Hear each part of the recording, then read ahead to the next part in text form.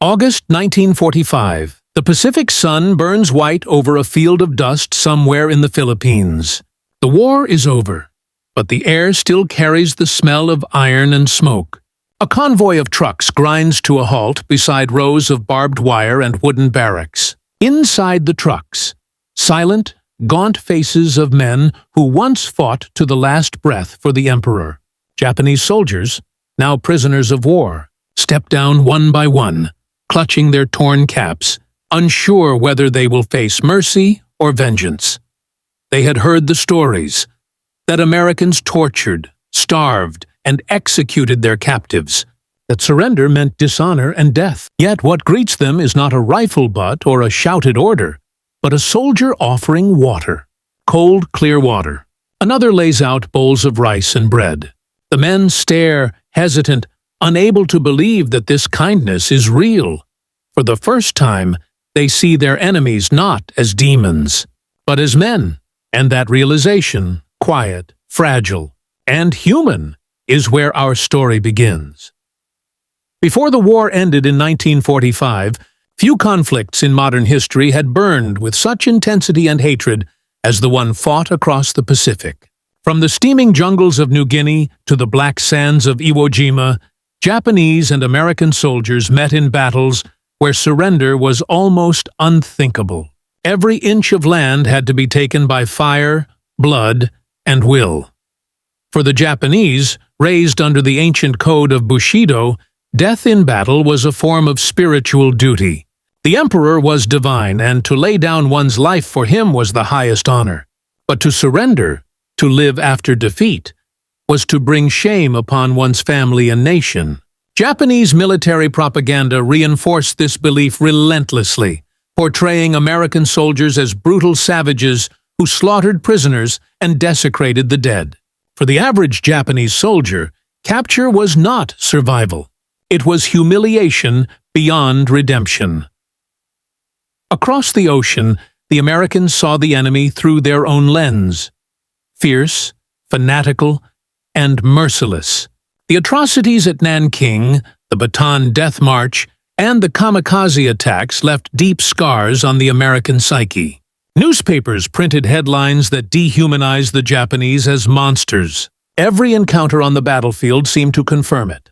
The war had stripped both sides of humanity in each other's eyes.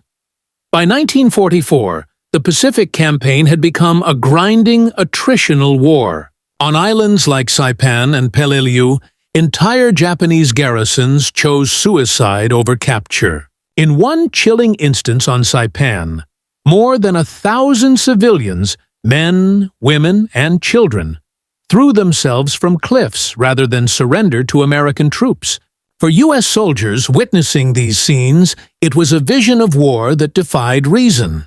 They faced an enemy who would rather die than live under American mercy. Yet beneath the hatred, something quiet began to shift. As the Allied forces moved closer to Japan's mainland, the number of Japanese captives slowly increased. Some wounded, some disillusioned, some simply too exhausted to fight. For the first time, American officers were confronted with the responsibility of handling thousands of prisoners whose culture considered capture worse than death. At the same time, American policy was evolving. The Geneva Convention of 1929 laid out standards for humane treatment of prisoners of war: food, shelter, medical care, and protection from violence.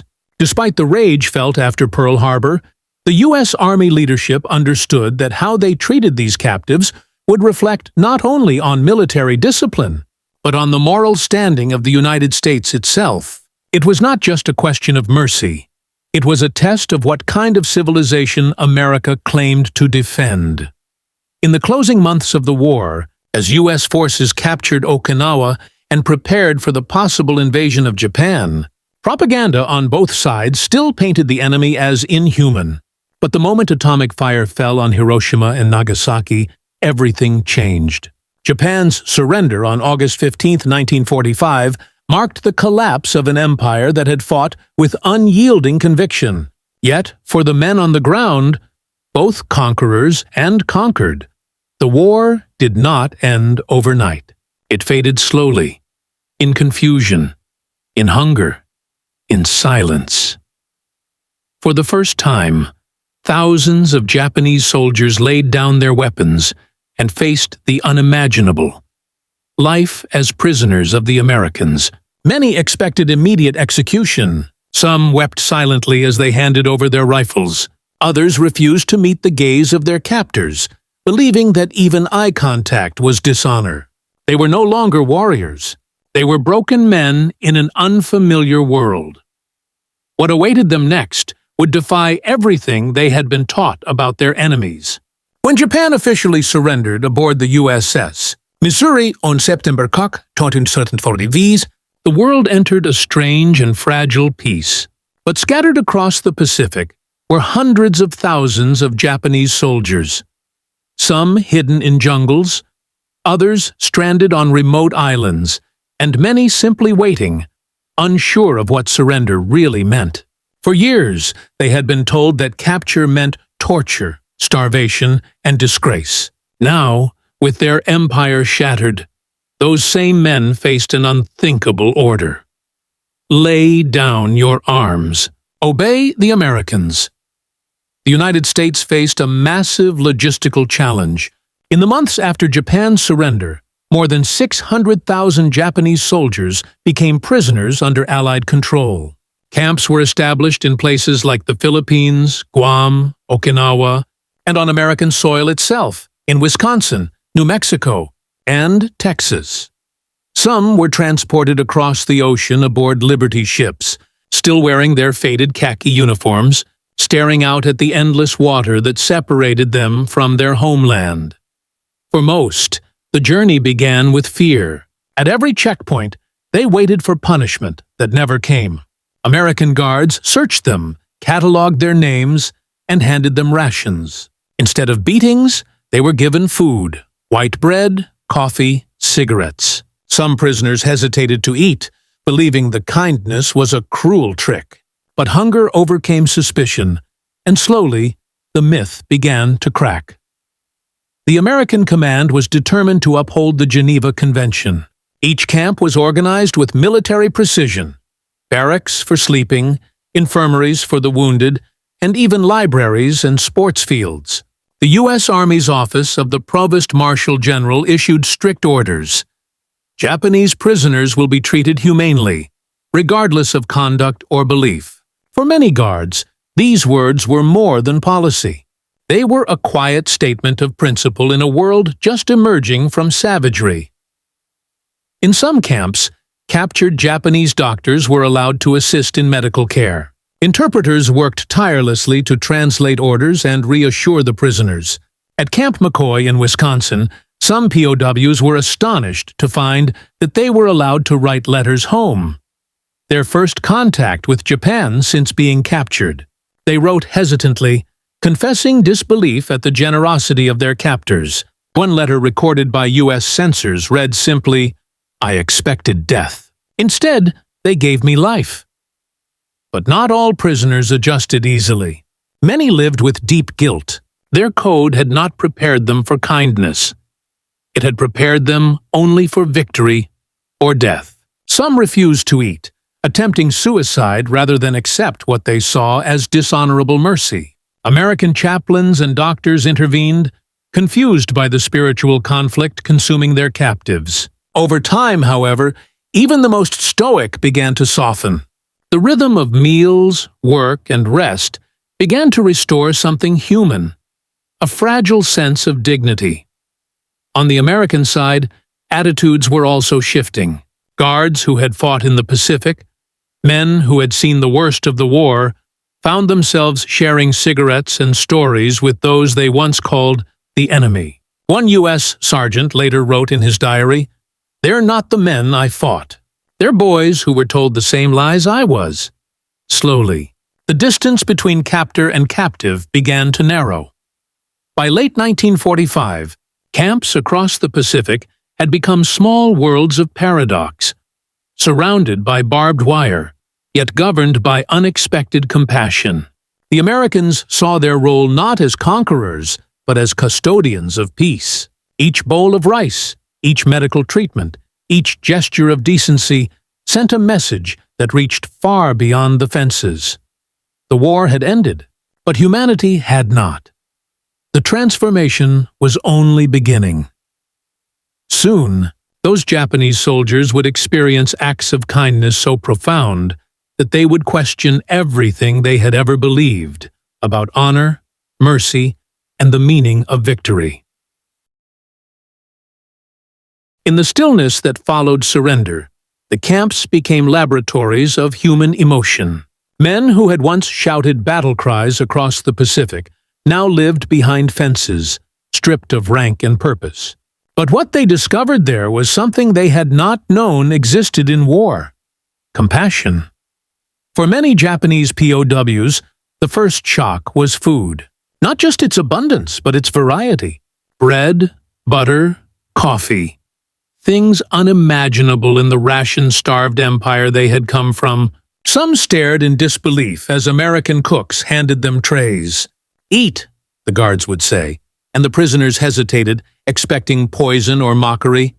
Yet the taste was real, warm, ordinary, and strangely comforting. It was the first time in years they had eaten without fear. Then came medical care. Wounded soldiers, some with festering bullet wounds, others suffering from malaria, were treated by U.S. Army doctors who had once faced the same weapons. American medics changed bandages, injected medicine, even joked gently through interpreters. One Japanese corporal, his arm amputated after Okinawa, wept openly when an American nurse adjusted his blanket and whispered, "You'll be fine now." For men trained to see kindness as weakness, such moments carried unbearable weight. Work details were another revelation. Prisoners were allowed to help build, farm, and repair, not as slaves, but as paid laborers. Their wages, small but symbolic, were recorded in camp ledgers and later given as savings upon release. To men who had lost everything, this small token of respect struck deep. They were still prisoners, but they were no longer treated as beasts. In many camps, recreation was encouraged. Baseball games were organized. Music instruments appeared. Some POWs formed orchestras and choirs, singing old Japanese songs as American guards listened from a distance. Slowly, suspicion turned into curiosity, and curiosity into cautious friendship. The human heart, long trained for hate, was learning to trust again. For the Americans, it was a different kind of awakening. American soldiers had entered the war with fury in their veins. Pearl Harbor, Bataan, and the kamikaze raids had forged a deep bitterness that few could shake.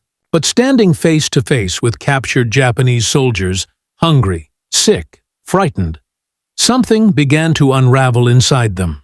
The enemy stopped being a symbol and became a man. U.S. Army training emphasized discipline and restraint. Guarding POWs was not a privilege. It was a test of character. Officers reminded their men that the world was watching, and that America's strength lay not just in its weapons, but in its values. Even so, many guards were young and carried scars of their own. They had seen friends die in brutal conditions. Yet, when they handed food through the wire, they found themselves doing so with unexpected gentleness. At Camp McCoy, reports show that guards often shared cigarettes with Japanese POWs after duty hours, a quiet gesture that blurred the line between victory and humanity. Some even taught them English, exchanged jokes, or helped them write letters home. The War Department allowed supervised recreation precisely for this reason, to maintain order through respect. The result was astonishingly effective. Violence within the camps was rare. Morale remained high, and discipline stayed firm. Not through fear, but through mutual recognition. Behind this policy was a deeper calculation. American commanders understood that how they treated Japanese POWs would ripple into the post-war world. Each prisoner who returned to Japan would carry a story of how America behaved in victory. It was psychological diplomacy wrapped in decency. But for most soldiers and guards, it wasn't strategy. It was conscience. After years of killing, they found themselves longing for normalcy, for some small redemption. Treating prisoners humanely gave them a way to feel human again. It allowed them to believe that war had not completely stripped them of compassion. And for both sides, that realization that kindness could exist between enemies became the quietest revolution of all.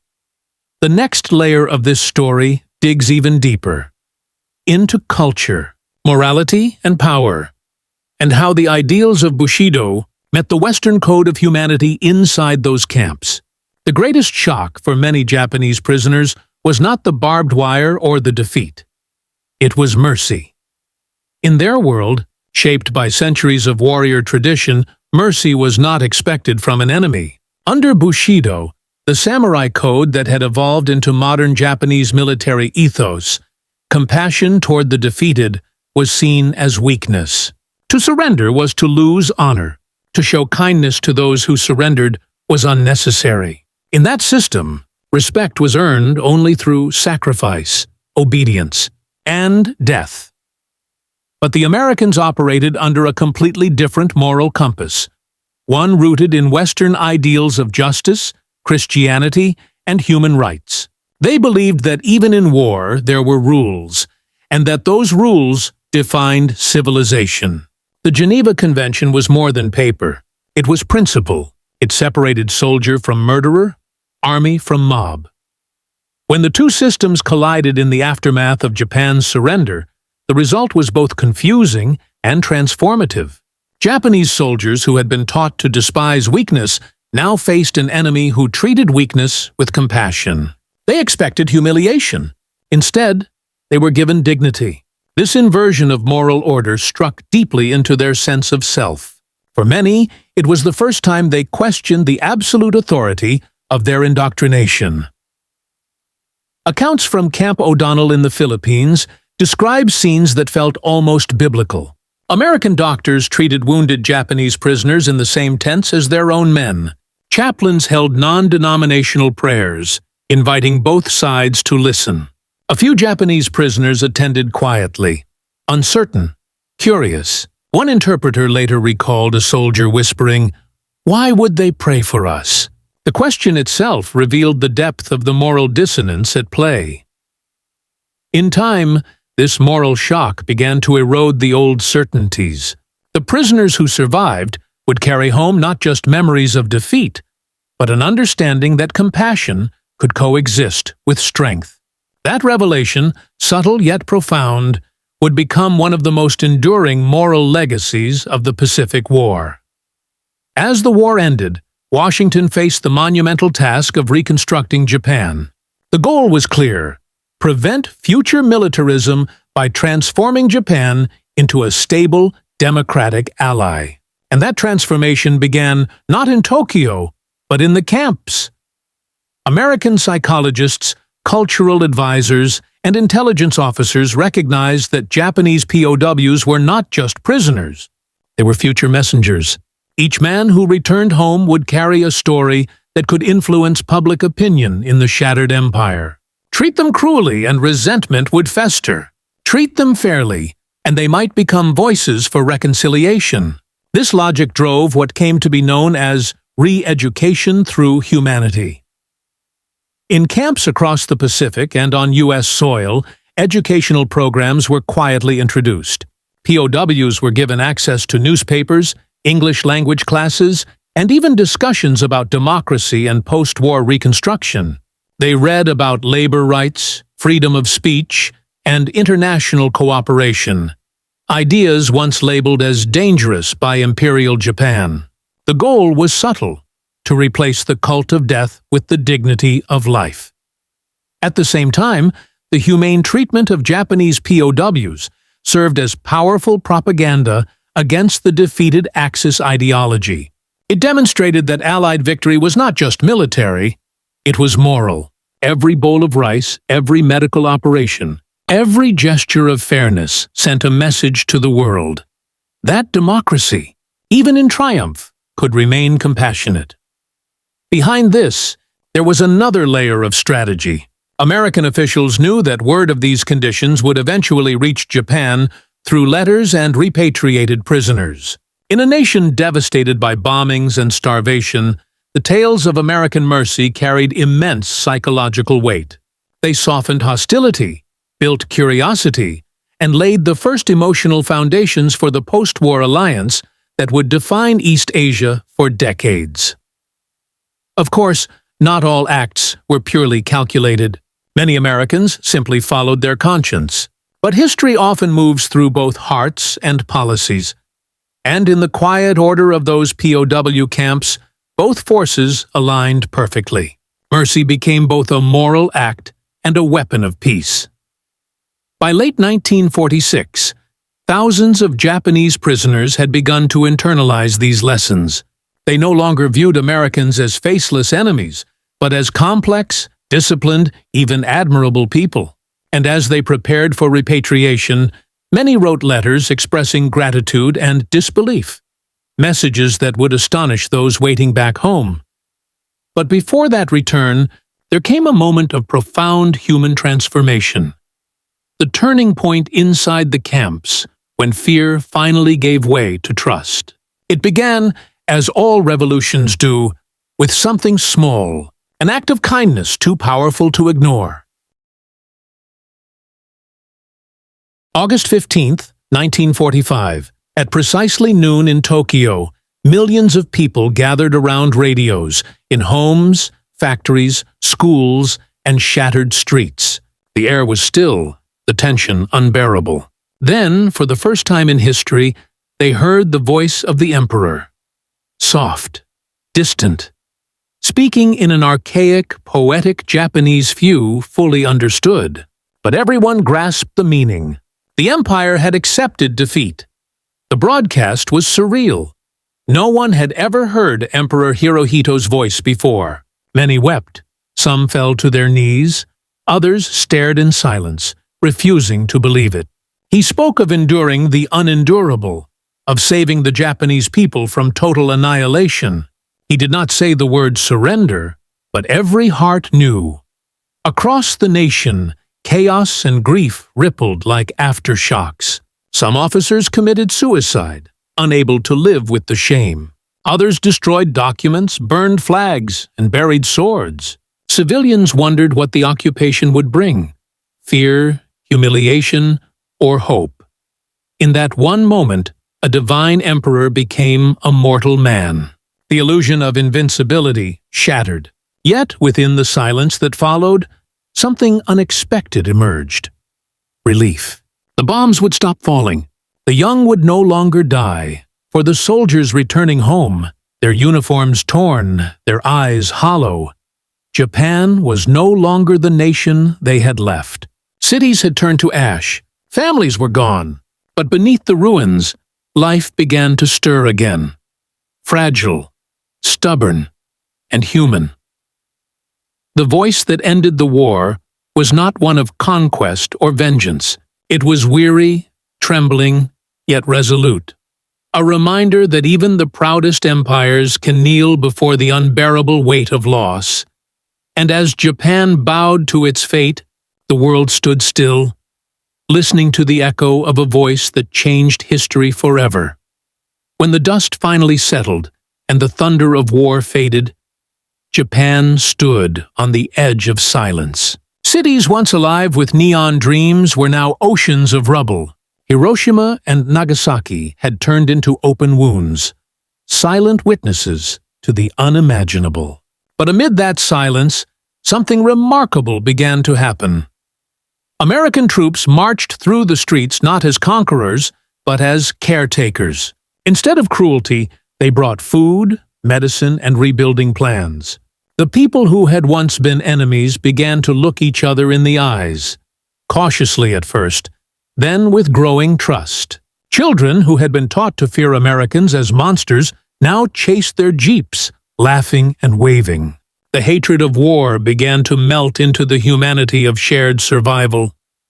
General Douglas MacArthur, tall and composed, became a towering figure in Japan's rebirth. Under his supervision, the U.S. occupation began not with punishment, but with transformation. The ancient empire was forced to confront its past, its militarism, its illusions of divine destiny, and step into something new: democracy. The Japanese constitution was rewritten, women gained the right to vote, and the emperor, once worshipped as a god, became a symbol of peace. Factories that once forged weapons now built radios, bicycles, and dreams. Children returned to school. Farmers planted rice in ashes. Slowly, Japan began to breathe again. But rebuilding was not just about walls and roads. It was about identity. Who were they now, these people who had fought for a lost empire? The answer came not from generals or politicians, but from ordinary citizens. Mothers, workers, teachers. They became the architects of a new Japan. In the shadow of defeat, they discovered a strange, powerful truth. The end of war was not their downfall. It was their rebirth. For every nation that rises again, there are ghosts that never rest. The war had taken more than land or pride. It had taken souls. Every home in Japan carried a photograph framed in black ribbon. Every mother had a son who never came home. The silence of the islands was not peace. It was mourning. In the evenings, widows gathered near the riverbanks, holding faded letters written in trembling hands, promises of return that were never kept. They spoke softly, as if afraid to disturb the dead. In their eyes lived both grief and grace, the quiet acceptance that love could survive even when bodies could not. American soldiers, too, carried their own scars. Some had seen the faces of the very men they had fought against, now frail and starving in prison camps. Many confessed in their diaries that they no longer knew what victory meant. They had won the war, yet lost something of their humanity in the process. Doctors who worked in Hiroshima described horrors beyond imagination: skin hanging in tatters, shadows of people burned into walls, the marks of a power too great for mercy. This, one American medic wrote, is not triumph. This is what happens when man forgets God. And yet, in those ruins, acts of compassion bloomed like fragile flowers through concrete. A U.S. nurse held a dying child in her arms. A Japanese farmer shared rice with an American patrol. Humanity, battered and broken, still refused to die. The war had shown the world its own reflection: raw, brutal, and unrecognizable. And when the nations finally looked into that mirror, they understood. No side had truly won. The real victory would be found only in the courage to rebuild, to forgive, and to remember.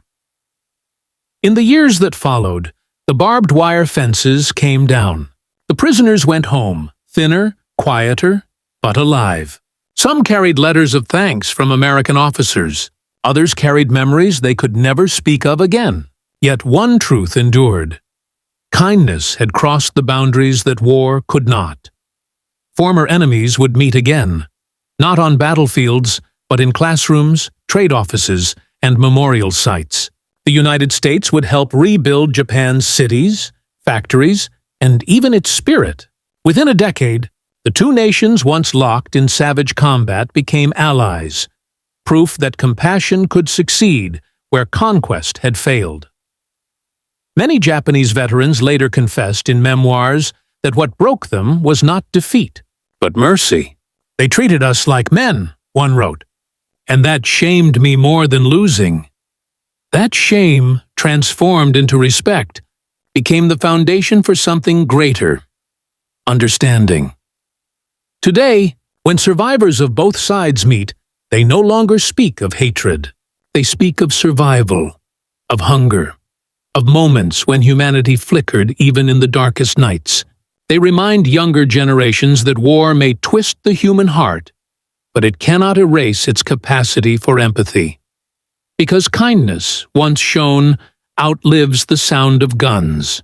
It survives across oceans and generations, in stories whispered to grandchildren who may never see war but must understand its cost. And so, The legacy of those Japanese prisoners, who could not believe the mercy they received, lives on as a quiet warning and a powerful hope. That in the end, the greatest victory is not to destroy your enemy, but to make him human again. The camera pans upward over the same Pacific sky, now peaceful, silent, infinite. The war has ended, but its lesson endures.